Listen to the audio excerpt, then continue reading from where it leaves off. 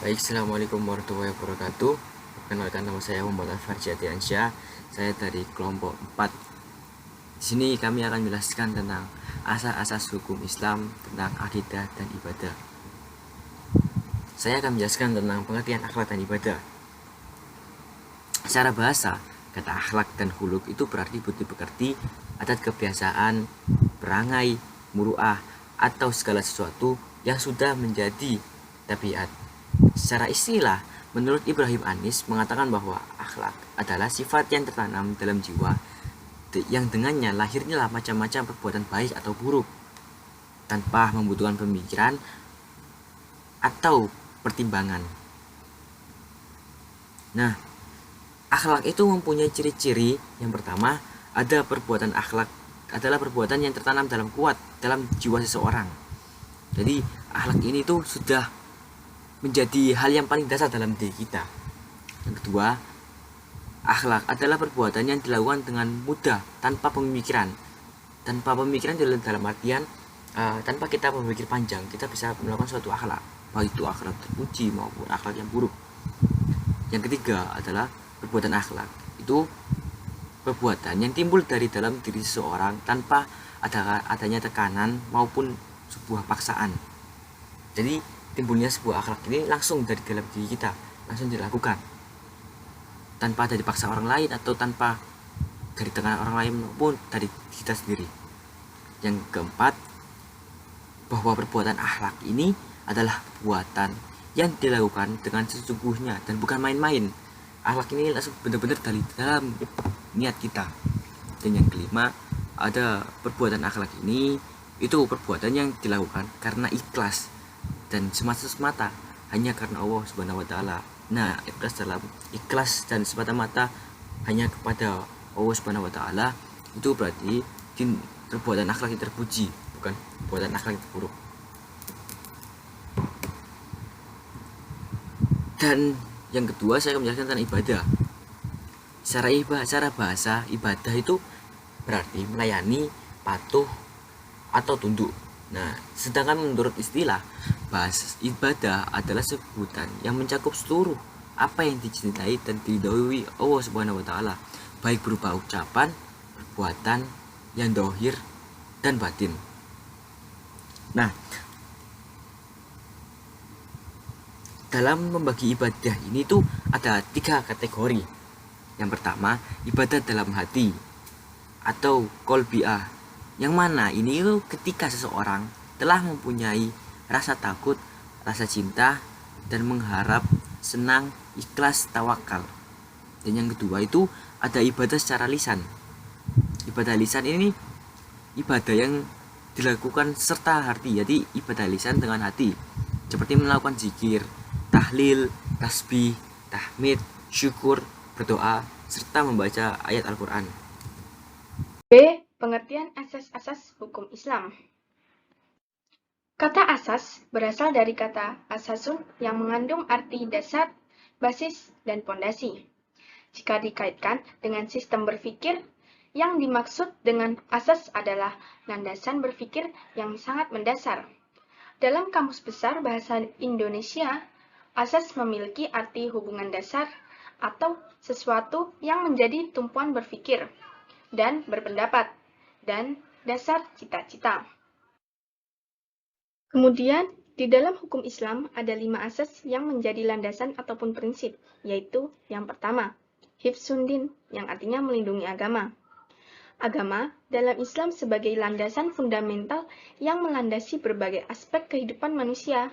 Maka sebagai umat Islam, melindungi agama merupakan hal utama dari berbagai aspek kehidupan.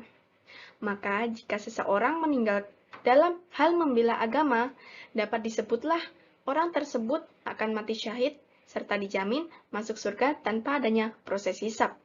Kemudian yang kedua ada hifzun nafs, artinya melindungi diri ataupun nyawa. Pada dasarnya, manusia pasti berusaha melindungi diri dan ingin bertahan hidup supaya terhindar dari bahaya ataupun ancaman yang akan mengancam diri sendiri. Maka banyak pula ayat di mana Allah memerintahkan untuk mempertahankan diri. Salah satunya artinya seperti, janganlah kamu jatuhkan dirimu ke jurang kebinasaan. Selain itu, hukum-hukum lainnya yang berkaitan dengan asas ini ialah larangan untuk melakukan bunuh diri karena melakukan bunuh diri termasuk perbuatan dosa. Kemudian yang ketiga ada hifzu al-ird wan nas, artinya melindungi kehormatan dan keluarga. Kodratnya manusia merupakan makhluk seksual yang bernaluri untuk mencari pasangan untuk mendapatkan keturunan. Dalam hal ini, terkadang kecintaan keturunan pada pasangan maupun anak lebih besar cintanya dari Allah Subhanahu wa Ta'ala. Maka, untuk mengantisipasi hal-hal yang tidak diinginkan sebelum adanya ikatan yang sah, Allah memerintahkan untuk melakukan pernikahan agar jauh dari kata zina. Tujuannya sendiri yaitu memelihara kebersihan turunannya sekaligus menjaga kehormatan dirinya. Kemudian yang keempat ada hifzul akal, yang artinya melindungi akal. Manusia merupakan makhluk yang memiliki akal, dan hal tersebutlah yang membedakan manusia dengan makhluk lainnya. Maka dari itu, memelihara dan mengembangkan akal harus diberdayakan seperti menuntut ilmu merupakan salah satu cara untuk memfusikan akal tersebut dengan optimal. Ada beberapa hal yang perlu dihindari yang dapat merusak akal tersebut, seperti mengonsumsi minuman keras, narkotika, ataupun obat-obatan psikotropika lainnya. Kemudian yang kelima ada hifzul mal, yang artinya melindungi harta ataupun properti. Dalam mencukupi kebutuhan hidup, manusia pastinya membutuhkan materi. Maka dengan bekerja sesuai dengan kemampuan, materi tersebut dapat terpenuhi baik sebagai pekerja skala kecil ataupun besar. Maka, dalam memperoleh pekerjaan itu pun tak ayal pekerjaan yang dilakukan melanggar aturan hukum, baik hukum negeri maupun hukum Islam, seperti pencurian, perampokan, korupsi, dan lain-lain. Yang ketiga, ada macam-macam asas hukum Islam. Nah, asas-asas hukum Islam ini dibagi menjadi dua. Yang pertama, ada asas-asas hukum Islam yang bersifat umum, meliputi yang pertama ada asas keadilan. Asas keadilan merupakan asas yang umum yang diharuskan untuk dilaksanakan di dalam berbagai aspek keagamaan. Yang kedua, ada asas kepastian hukum. Asas kepastian hukum merupakan asas yang menjadikan penentu bahwa hukum tidak boleh surut. Yang ketiga, ada asas kemanfaatan.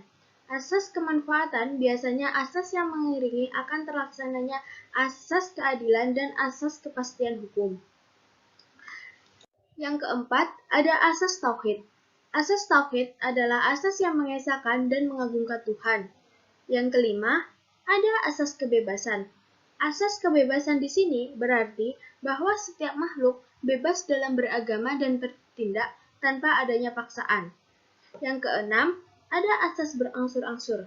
Yang dimaksud asas berangsur-angsur di sini adalah bahwa Al-Quran tidak diturunkan sekaligus, melainkan diturunkan secara berangsur-angsur. Selanjutnya, ada asas-asas hukum yang bersifat khusus. Yang pertama, ada asas-asas hukum pidana, meliputi asas legalitas, asas larangan memindahkan kesalahan pada orang lain, asas praduga tak bersalah. Selanjutnya, ada asas-asas hukum perdata, meliputi asas kebolehan atau mubah, asas menolak mudarat dan mengambil manfaat, asas kebajikan atau kebaikan, asas kekeluargaan atau asas kebersamaan yang sederajat, asas adil dan berimbang, asas mendahulukan kewajiban dari hak, asas larangan merugikan diri sendiri atau orang lain, asas kemampuan berbuat atau bertindak, dan asas tertulis yang diucapkan di depan saksi. Nah, sekian presentasi dari kelompok kami, kurang lebihnya kami mohon maaf. Wassalamualaikum warahmatullahi wabarakatuh.